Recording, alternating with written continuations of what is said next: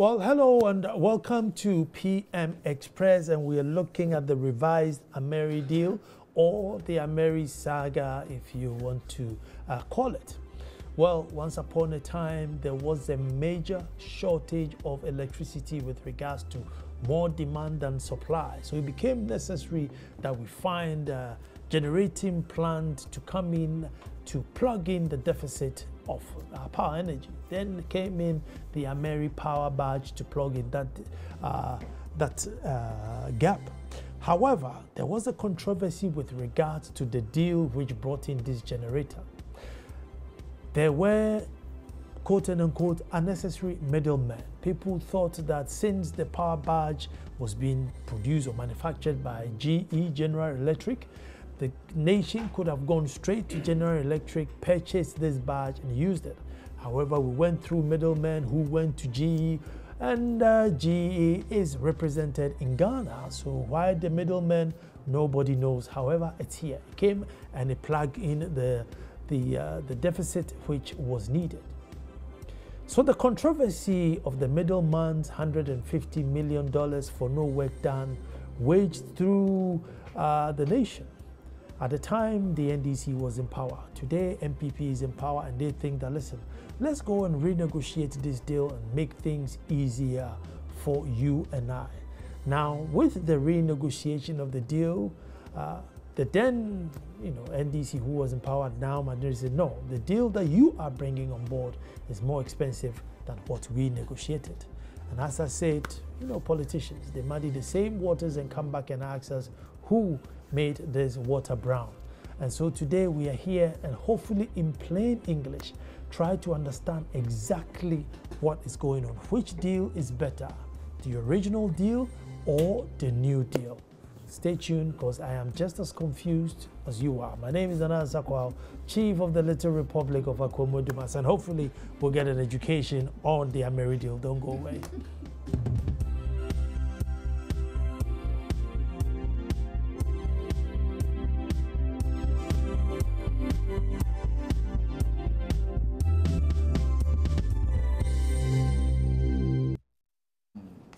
Well, thank you very much for staying. The revised Ameri deal. With me in the studio, start right next to me is lawyer Kwame Jantuah, who's an energy expert and dabbles a lot in the energy industry, so understands it. Kwame, you're welcome. Thank you. Long time. Yes, yes. How is the family? Family is doing very, very well. Great. Family is doing very well. Great. And then I have Adam Mutawakilu, Chairman, Mines and Energy Committee in Parliament, and also ranking member, and also Honourable Member of Parliament for Damongo, which is very, very important. Yes, very, very important to me. He holds the people of Damongo, closely to his chest. So that's very important. You're welcome, Adam. Thank you very much, my brother. Adam, let me start with you. Now, I know you are NDC and you have to, every now and then, jab the MPP on a low blow. However, because we are so confused as to what is happening, just in a layman's English, just sort of break it down for us so we see where the confusion lies. Thank you very much. In 2015, we had these power challenges since 2012, and there was the need to find solution to this problem or challenge. And in 2015, former President Mahama brought in Ameri, and it was an emergency power plant that was to supply about 250 megawatts. Availability is 90%, that is about 230 megawatts, to at least solve the power challenges that we went through. In that agreement, it was build, own, operate, and transfer. That means Ameri will bring the plant, put it up, run it for 5 years. We are expected to pay for it in 5 years, after which it becomes our property. Now, in this agreement, we have what we call capacity charges. That pays for the cost of the plant. And it translated to 102 million, because the capacity charge was about 5.56 cents per kilowatt hour. 120 or 102 million dollars a year. So that is paying for the capacity charge of 5.56 cents per kilowatt hour. 5.56 cents per kilowatt hour. So that means that in 5 years, we would have paid $510 million. Then the plant will become the property of the people of Ghana. Now, then the President Nana Akufo-Addo and the MPP criticized it, that paying this amount in 5 years was so much, and that the cost of the plant should be $360 million, and that the balance of $150 million was being used, it was going to private pockets or somewhere, where they said it must be, it is fraudulently inflated for individual benefit. We insisted that that was a good deal. Now, 2.5 years down the lane, there is an innovation agreement that has been brought. It's a bit, sorry to budge in, it's a bit late, but let me just ask. I mean, could we have bypassed the middleman and gone to G? No, we could, okay. No. It is general that people sell power plants. When you go, there is what we call balance of plant. So you go and buy it, like the engine, to run a car. You need the tires, you need the body, you need electrical fittings to make it run. So it is not like when you go to GE, General Electric, and buy a plant, you just come and put it and then it generates. There is always there is always what we call balance of plant. Okay. So all this, while if you cost it, it will increase the cost. And two, we must also know that GE, when doing maintenance, somebody was subcontracted to. There are other subcontractors who normally do the repairs and maintenance and all that. Okay. And all that contribute to the cost. Okay, so let me let you continue, sorry. Yes. So we have done 2.5 years, leaving 2.5 years for us Ghanaians to own the plant, because we would have paid for it by then. Now the innovation agreement has been brought to Parliament. And in this innovation agreement, government wants to extend it for 15 years. So we want to believe that having at the back of the mind of the President and the Minister for Energy, that it shouldn't cost beyond $360 million. We want to know, to believe that they will operate within that, to justify their claim that it shouldn't cost beyond $360 million. However, this agreement that has brought to us have extended it for 15 years. And in these 15 years, we'll be paying 75... So extended for 10 years? 15. This agreement before us is for 15 years. Well, the original was 5. 5. And now they've added 15. So yes. Making it 20 in total? No. Let me come to this. The original for payment of the plant was 5. Was 5. Yeah. After the payment of the plant, we'll still operate it for 15 more years. So the whole thing is 20. Okay. So you realize that the charges, let me make it local, the charges they charge for the first 5 years is 14.59 cents per kilowatt hour. That's the tariff. Mm-hmm. After the 5 years, the tariff will drop to 10.41 cents per kilowatt hour. So because we are no more paying for the cost of the plant, the tariff will drop from the 6th year to the 20th year. That was the original agreement, and that is what we are operating as we sit. So currently we are paying 14.59 cents per kilowatt hour. But after the 5th year, that is after 2020, this tariff will drop to 10.41. Now, the agreement we have before us is requesting for 15 years with a new company, Multilineals. Now, this arrangement indicates that every year we, the people of Ghana, will pay $75 million to this company. For the cost of the plant, they say it shouldn't cost more than 360. It was the minister, the president, when in opposition, they made it clear that it shouldn't cost more than 360. Now we are going to pay this $75 million for 15 years. So you multiply $75 million times 15, that will give you $1,125 million.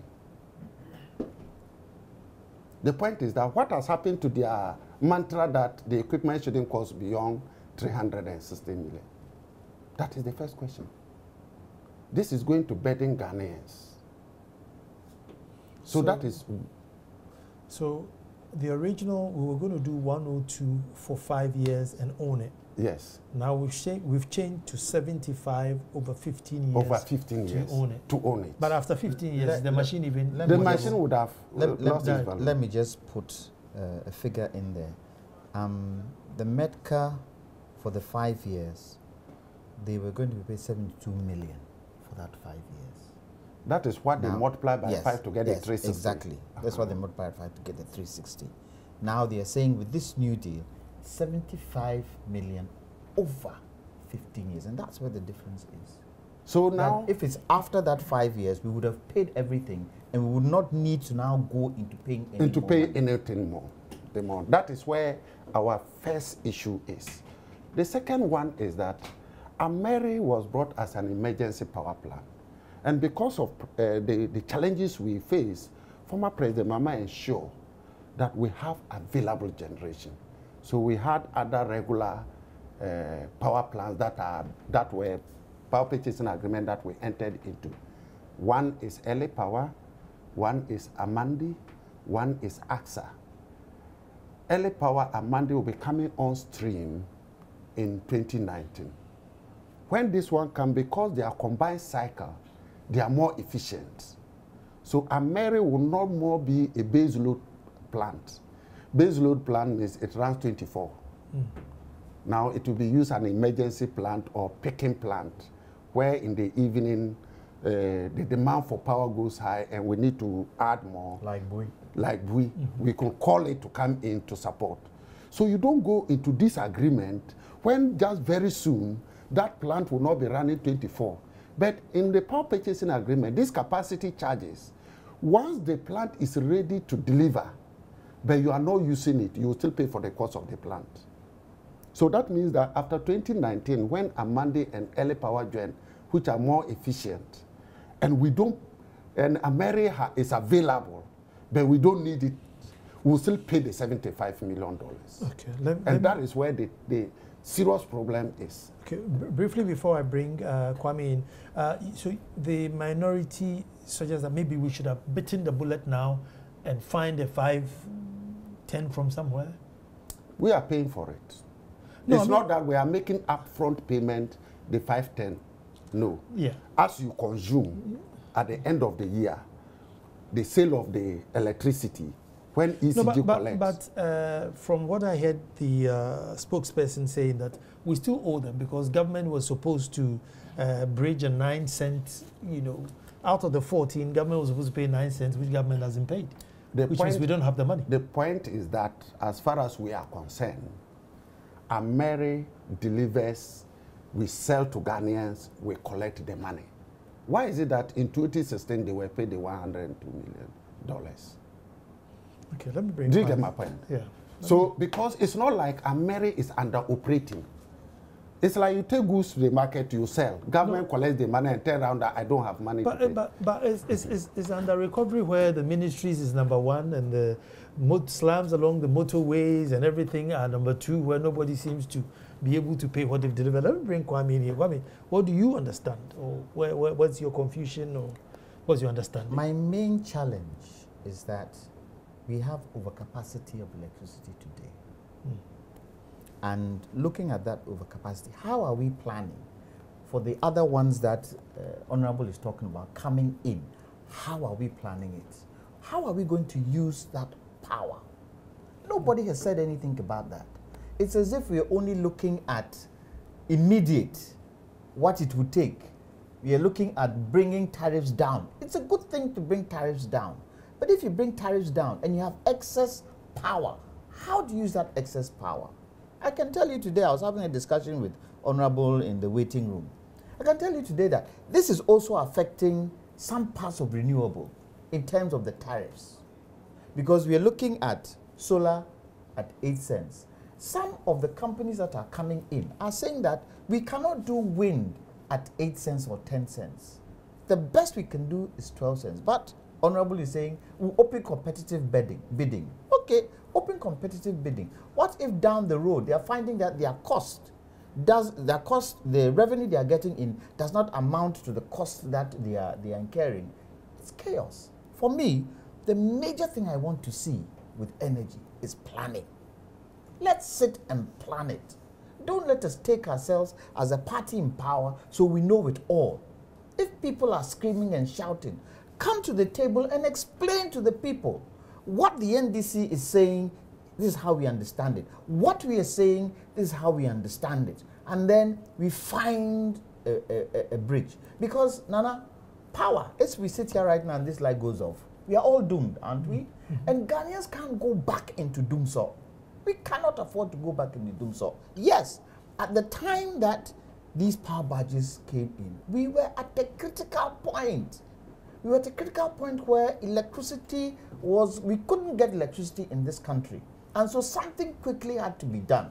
It is now settled. Let's now sit back and see.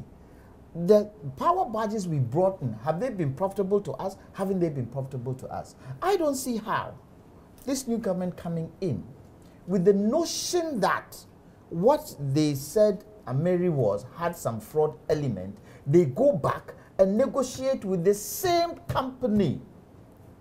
What is it called? Matilinos. It's part and parcel of Medca. It's a sister company of Medca. So if you set a committee up and that committee was supposed to probe and look into it and they found some fraudulent deal, why do you go back to them? Abrogate the contract. Yes, you say you pay, what do you call it? 360. You pay debt. What do we call this?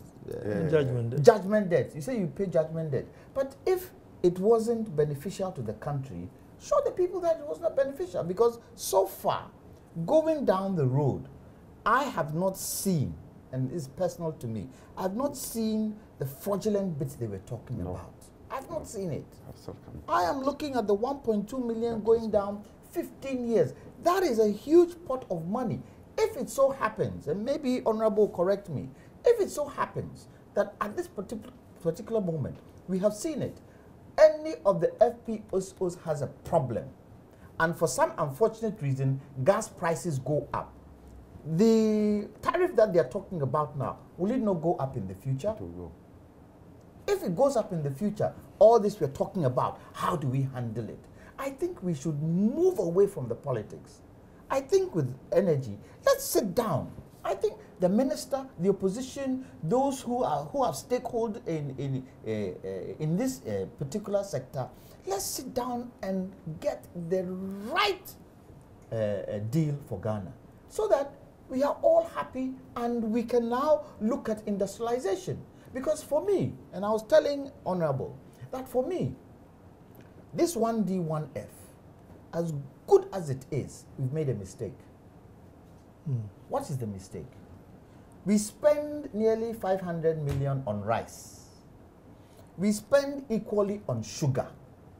We spend equally on jute sacks. Could we not have started these first so that we don't have to spend this amount of money every year, and it will cut that money down, and that money can now be invested into other areas, especially jute, where the commodity is there, cocoa is there, sugar. There is a factory that has been built. It is standing idle. We are importing sugar. We are using the foreign exchange we have to import sugar when we have what do you call it, standing there. Farmers have stopped their cassava farms and grown sugar cane. Where are they taking it? Nowhere. And so the planning of energy, how it's to be handled, how it's to be used, the results that come out of it should be done very well with all stakeholders around the table. It should not be a political thing at all, because energy affects everybody. Look at America today. What is Trump saying? Trump is saying that because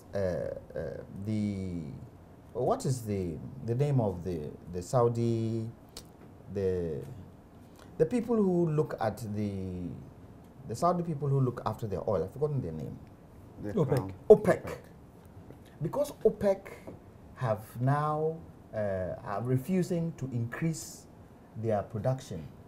His reserves that they have, he is thinking of now getting America to use its reserves so that it can counter the price of oil. Anything can happen, because really we are not using our oil that much. We are using our gas, but we are not using our oil that much. Prices are very volatile in this market. Yes, let's try as much as possible. Where renewables are, we can say that renewables we are using for residential. The ones that we are getting gas and all that, we are using for something else. The fossil fuel ones we are using for another thing, so that we know that all renewable power that is coming in is going to residential. All fossil fuels that is coming in is going to something else, so that we are planning it. So far, yeah. I beg to say, I don't see any planning in the energy sector as we sit today.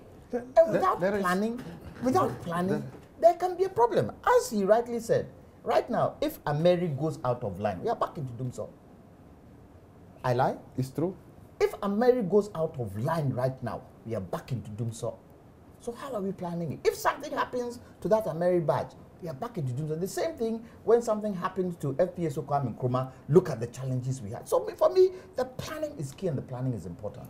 Yeah. I'll let you back. Do we have that money to bite the bullet to clear this cost to own the badge? I mean, free. You know, we have a government that's, government of free. Free SHS is on now, consuming a huge budget. LEAP has been increased. NHIS want 100 cedis per head instead of 30 cedis. I mean, so with all this, and I'm sure you are in Parliament, is there a money to pay for that 500 million? I'm just saying that, is it a remortgage that they've gone for? We must understand that in governance, there will always be challenges. And that is why President Mahama took that bold decision. He was vilified. They set up a committee when they came to power. Up to now, we don't know about the report. They came to Parliament for a motion. You say vilified, but there was still, yes, deficits that we couldn't meet. No, about Ameri I'm talking about. They came with a motion, nothing. They went to Honorable Jantuah, Honorable Kwabena Doko, Honorable Ayene. Up to now, the police raided their homes. As to now, nothing has happened. And you come up with this agreement. We think that the existing agreement is good for Ghana to go. No, but now, do we they have sell to us. They sell power to us. If we prioritize, we can do it. And that's why I said, what happened? And in 2016, we're able to pay the 102 million. And Ameri is not a static something. With the agreement, there are things you can discuss with them and agree that we have challenges. And this is the way we want to go. I think there are human beings who will understand the situation we're going through now. But let me just add, I saw this evening something trending that it has executive approval. Executive approval, the president has approved it. It's very important that we make things clear. I believe that it's because of the executive approval that they couldn't even scrutinize the documents. Now, when an agreement is coming to Parliament, it could be cabinet approval or executive approval. Cabinet approval means all the cabinet ministers will be in a meeting where the Attorney General will be there, the Minister of Finance will be there, all the cabinet ministers will be there. So if this thing was given to the cabinet, Minister of Finance would have analyzed the financial aspect of it. Attorney General would have analyzed the legal opinion.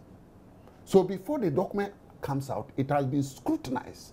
Executive approval is where people sit somewhere, negotiate a deal, and come to the president. This is the deal we have, and it is good. If you approve it, we'll get back. Then our president says, okay, then he approves. In that case, president lacks briefing, or president intentionally saw that, okay, I could make something out of it, let me just send it. So executive approval is not the best way to bring documents to parliament. And that is why when they brought this document, it conflicts with the Public Financial Management Act 33(1), which clearly states that any agreement that government enters into that will commit government for more than 1 year, they will need approval from the Minister of Finance. There came no approval from Minister of Finance. If it had gone to cabinet and not executive, the Minister of Finance being part of it, it would have been joint memorandum and not the Minister of Energy alone. 2, this document came without legal opinion from the Attorney General and Minister of Justice. So there's no legal opinion on this matter. And therefore, we had challenges with that. This document came without due diligence in respect of value for money audit report. Under Ameri, PricewaterhouseCoopers did value for money audit report on it. And it embraces all power plants, emergency power plants within Africa, not only even Ghana alone. And they okayed it, but they said no. So no value for money audit report is accompanying this. It's because it is an executive approval. There was no scrutiny of the document. The 4th one is that the law mandates Public Utility and Regulatory Commission to approve rates. And they must approve it when it's coming to Parliament in writing. That this rate, we have approved it. That's what happened to Ameri agreement. There was Auditor General's legal opinion, there was finance, value for money, and there was a report from PURC indicating that, yes, for the first 5 years, they accept that the tariff, the maximum, the ceiling should be 14.59. And after the 5 years, the ceiling of the tariff should be 10.41. This one, no PURC report accepting that this tariff. So you could see that the executive approval has challenges. I will entreat that something you are bringing to Parliament that will commit the people of Ghana about 1.125 billion for the next 15 years should have gone to cabinet for approval and not just executive. So that is why these problems we have. I believe that we should always urge that cabinet approval is very critical. You know, if it is an emergency, whereby it's so critical, in that case, we'll understand that executive approval is because you cannot wait until you meet cabinet and for the approval. Let me take a quick break and then I'll come back and find out, is it or was it a remortgage? Because the difference here I'm looking at is 408 million. If indeed 102 million has been paid already, then we have 408 million to go. I'm meaning that 2016 we paid 102. Okay. But as we speak today, 171 million had been paid. 171 has been paid. We're coming straight under back. the 510 million contract. Yes. We're coming straight back. And this even will add to the 15, if the 15 is. Well, thank you very much for staying. And earlier on, Israel was speaking to the head of communication at the Ministry of Energy, Nana Damoa. Let's hear some of his explanation, then I come into studio. There's a fundamental flaw with the analysis that has been done by ASEP, and it has to do on two basic levels. One, there's the assumption that after the 5 years, or whichever time that we're able to pay the $510 million to Ameri, then the cost of production or operation and maintenance of the Ameri plant reverts to zero. Because if not, then in the analysis they have done, it doesn't revert to zero. In fact, they've made the point that it reverts to 10.4. Okay, so then a fairer analysis to have done would have been that peg the 10.4 cents per kilowatt hour over the 15-year period. Then we can have a side-by-side analysis of what is being done. But the fundamental problem... But the 10.4 cents per kilowatt hour wouldn't be paid over the 15-year period that you're So when talking. would it be paid over? It will be paid until the plant comes to its useful, the end of its useful life. What's the useful life of the plant? So you see, again, like I am saying, what they have sought to do is to peg it at 5 years and use a figure that is estimated for 5 years. And then bear in mind also the fact that at the current levels, government of Ghana is responsible for the production of or for producing fuel for Ameri to be powered. Now, if you do this analysis where you're comparing a 5-year cost to a 15-year cost and then claim that we are losing money, that's a very unfair argument, even assuming that it will remain at the 10.4 cents per kilowatt hour within the time frame that we are talking about. A fair analysis would be to look at the 10.7 cents per kilowatt hour over the 10-year period and extrapolate that to match the 15 years that you're seeing. If not, then what you have is a lopsided analysis that presents a certain scenario, which is not necessarily the case. Again, there's the assumption that the 10.7 will result in a no capacity charge situation. This no capacity charge situation is what will result in the 10.7 cents per kilowatt hour that you see. But that's not necessarily the case, because government has taken a decision that thermal energy should not be in the ambit of VRA, and that we are of the opinion that it is better served if those thermal assets are given to private entities who can then raise the necessary capital and then produce power. Government, that then becomes a government policy. So government decides. An already approved government policy. Yes. So because of this government policy, we are having to make this shift. But the argument, and maybe let me bring this argument close to we are not having to make this shift because of this government's policy. What I'm saying is that the analysis done by ASEP does not take into consideration what government has decided policy to do. Yes. Now, the other thing the other analogy I'd like to bring up, which probably would help people out there at home appreciate this a lot better, is taking a vehicle. You're going to purchase a vehicle. On high purchase, you have 2.5 years to finish paying off the vehicle, which at the end of which period you'd have paid $510 million for the vehicle, to now having to pay for the life for the vehicle over a 12-year period, as it is now, and paying at the end of it over $1 billion. How do you defend or justify an argument like that? So let's take it that based on your expenditures or based on your income that you are earning, you have agreed with the bank that you are going to make a payment of $102 million every year. You've now realized that, look, based on the trend that you've been going through, based on your income, you are unable to make those payments. Now, so is that the case, that government can't make the payments?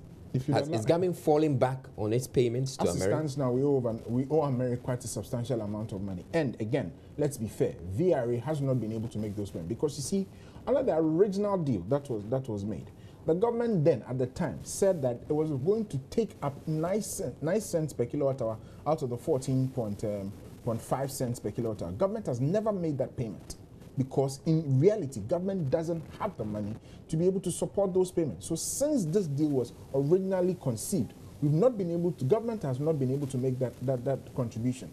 Again, significantly, it has never been budgeted for anywhere. If you doubt this, look into the 2016 budget. It was not even budgeted for. Well, we're not dealing with the previous government, we're dealing with the current government. Would you expect that after the bank has agreed that, listen, if you are indeed struggling to make these payments, I'm going to extend it, by 10 more years to ensure that you have a 15-year period to pay? Is it realistic to expect that the bank will still calculate? Well, that was explanation from the spokesperson from the ministry. So let me come to you, Adam, so that maybe you respond to some of... First of all, my brother got confused between capacity charges to pay for the cost of the plant, not the OAM. The OAM, that is the operation and maintenance, will continue because the plant will run. You need to maintain it. You need to operate it. So he shouldn't mix that one up with what we call capacity charges to pay for the true cost of the plant. Now, two, he's shifting the goalposts. After 510, we don't pay capacity charge. We don't pay capacity charges. But you pay the OAM. The OAM, because once the plant continues to run, you do routine maintenance. So where do you get the money? There is a small component there, and all power plants, we have it, so that you can continue to maintain the plant to be healthy to be able to function. The second one I realized from him is that he's now shifting from, oh, NDC over-bloated it, to we don't have money to pay. You see, the reason for this negotiation he's talking about is that government has no money to pay. But that wasn't their stand from the beginning. The beginning is that the 500 was so bloated, and it should have cost Ghanaians 360 million. They are shifting their goalposts. Now we cannot pay. Well, but they're saying that they came to meet an agreement which they're bound to. No, they made it clear that the agreement was bloated. That's politics. And no. Well, now we are talking law. Yeah, the point is that they are, that's why I indicated in 2016 we paid the 102. And as we speak today, we had paid 171. So we've only got 339 to we go. got 339 to and go. then no capacity charge. And no capacity charges. And therefore, I believe that the Ameri are much aware of the challenges that we go through. And if we are not able to pay 2.5 years, we should have paid 255. We haven't paid. Have they taken us to court? Even the letter of credit, that is $51 million letter of credit, that if we don't pay, they will fall on it to pay. They have never fallen on it. That tells you that they are human beings and they understand the situation we go. Because there's a letter of credit. So there's lying down. So as we speak, when they refuse to pay, they would have gone to the bank, withdraw it, and pay themselves. So as we speak, Ghana owes $339 million to basically own the Ameri. We won't pay capacity charge. No. We can switch it off or leave it on. We don't pay anything. No. And we have remortgaged 339 over 15 years at $75 million a year. And now we are paying $1.125 million. If I may and don't forget that even $1.125 million do not take cognizance of the $171 million already paid. No, it doesn't take into consideration that one. So if you want to know the true cost now, you have to take the $1.125 million plus $171 million that has already been paid. Because this is a new agreement, kickstarting. No, before I bring you in, let me repeat for my viewers. As far as the Ameri power plant is concerned, the batch, we owe the company $339 million. Yes. If we're able to give them this check, yes. Thank you very much, Ghana. Nice doing business with you. Yes. We just operate it, and every month you can pay us for servicing and buying fuel. Yes. And then, in our best wisdom, we thought, listen, we don't have the 333 now. We are not even paying it now. That is what I'm saying. It's not upfront payment. Yeah. It's when you run it and sell the power at the end of the year. They expect that what they have sold to you, you should be able to pay them. And we thought, no, the best to do is spread the payments over 15 years, and then every year we give them $75 million. Because they indicate that if you spread the payment, then what you're paying is not as much as what you pay now. So we are dropping from 102 to 75. To 75. And stretch it over 50 years. And start paying. We'll now start paying from this point every year 75. So assuming we were committed, and for the 2.5 years, we've been even paying 75 to Ameri every distance. At least at the end of the 5 years, we would have paid about 425.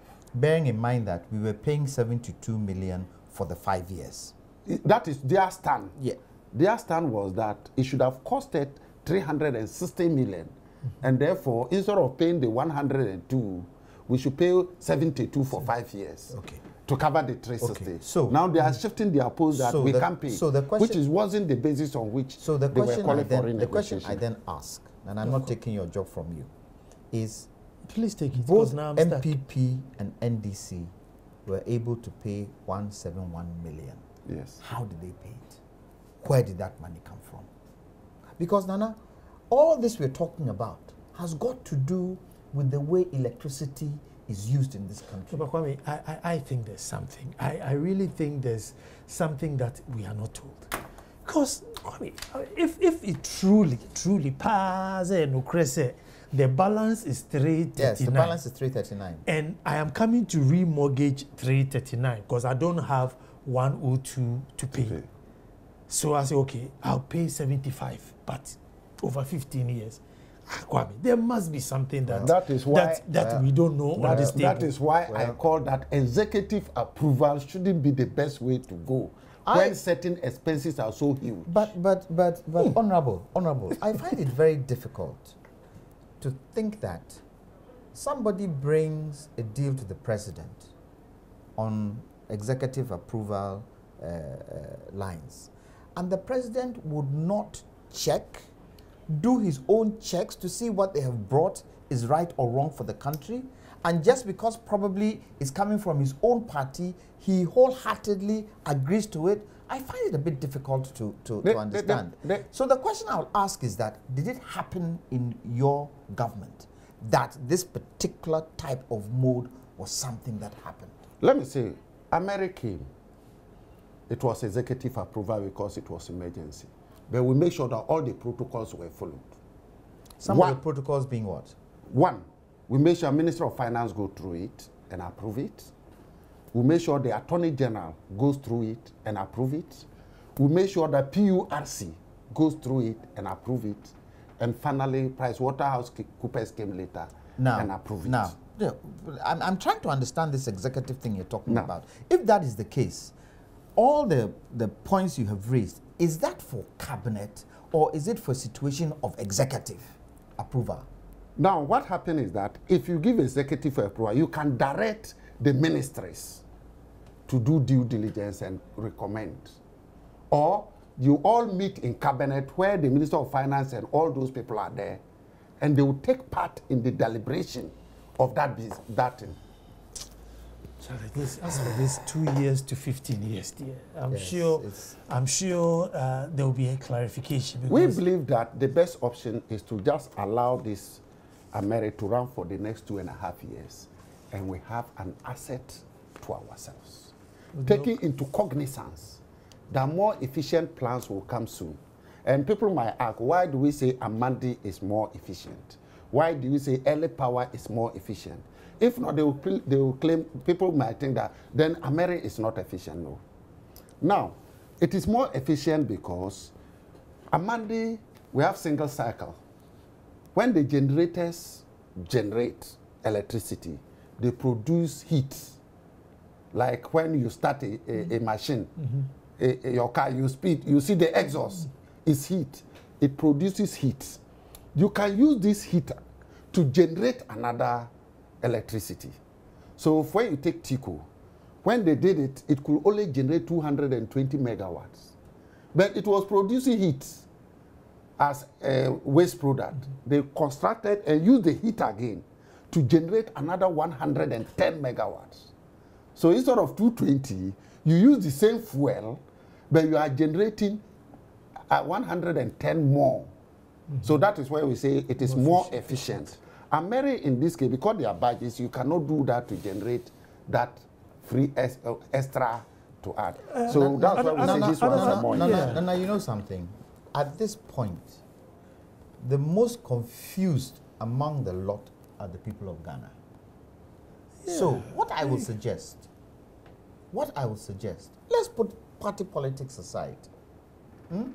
Let's have an open discussion with the government in power, with opposition party, with civil society and stakeholders round the table, televised, so that opposition brings their point, the government in power brings their point, civil society bring their point, the other stakeholders bring their point, and let the people see, just like we did the, what do you call it, when MPP took the elections to court. It was televised so that everybody can understand who is that, because you are confused. You don't understand why, if we have 339 to pay, why 15 years? And I'm sure a lot of the viewers here too are confused. Not 15 years at 1 million. So we come and sit here. We come and sit here, and we are giving our points of view. Opposition come and sit, they give their points of view. This evening, the MPP spokesman for energy came to give his points. The confusion is plenty.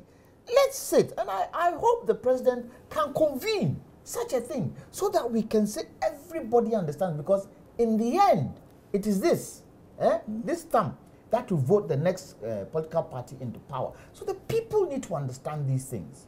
I think it is most important for us to understand the dynamic, because the monies we're talking about are huge amounts of money. Huge. And we cannot take the people for granted because the people do not understand the jargons that we're talking about. Let's have a sit down and let's talk, let's televise it so that everybody understands where we are going. Because at the present moment, as I said, if one of the plans goes down, back to Dumso, and then the MPP will come and say, yes, we said we're extending it to 15 years. And these people said, we cannot afford that. One of our loyal viewers said, Mahama agreeing to pay 14 cents per kilowatt was bad enough. Nanadu agreeing extension is just like committing murder. But the 14 cents was for 5 years. Was for 5 years. After which it will drop to 10.4. The 14 cents was critical because we needed to pay off the cost of the equipment so quickly so that we can enjoy after we take over the asset. So I know you don't have the majority, but how would you make sure we don't suffer this fate? If, assuming what we are talking about is true, assuming that they don't pull something out of the bag to come and justify it, and if face value is true, how can you stop it? Yeah, that is why we need Ghanaians to be in the know. That is one. But I cannot end without saying that truly majority leader took a decision, and that is why it wasn't passed. And that was very good of him. I will admit that. He himself admitted that the agreement has a lot of challenges. If you permit and me, we need time. Let me quote him. People are raising issues about the gains we said we are clawing back. We need to interrogate the figures to know that what we are doing is in the best interest of the country, which explains why the deal wasn't considered. Fantastic. Yeah, that is why I have to admit. Fantastic. He did consultation. Yes. And realized that there are so many issues. If so he in the party has seen that on hold. Yes. And I respect him for that. Very, very. But we believe that by the time we come back, they would have done good job for the people of Ghana to say that it is an improvement over what President Mahama did, not committing murder. Make sure that they operate within the 360 million. You see, Nana, this is where, when I tend to say that the president has a huge responsibility here. People say I'm bothering the president. It went to cabinet, didn't it? No. Okay. That's why it's executive. But whatever the case, the president had a hand in there. He signed. I believe that these things, he should pull the reins and say, okay, the people of Ghana do not agree with the figures. Let's sit and let's go through it again so that they understand. Now, how about that is why we voted him. Of it? Well, if he's aware of it and he wants to do it, then it's to the detriment of all of us. Yes, it's to the detriment of all of us. Anybody aware of it? I mean, it doesn't make sense. From 339 to 1.2 million up over a certain duration is heavy. You want to say? Yes, I can't end it without thanking my constituents. Of course. Yes, I want to thank the people of Damongo constituency for electing me to represent them in this August House Parliament. And I want to assure them that they are always, I'm always ensuring that I make them proud. Good, and I think you're doing a very good representation, because what you represent Ghana. Unfortunately, I don't have anybody to thank. People of Totteridge. People of Totteridge. People of Totteridge. I'm most grateful. Well, thank you so much for watching, and well, maybe you were as confused as I was, and now it's clear. And the more it's clear, I think it even gets more confusing when it's clear. But let's hope that if indeed on the face of the pink sheet, that's what it says, it doesn't come to pass. We deserve better than that. Thank you very much for watching. We'll be back to do this all over again. Thank you. Thank you very much. Thank you, thank you, thank you, thank you. We did well. When did that complain?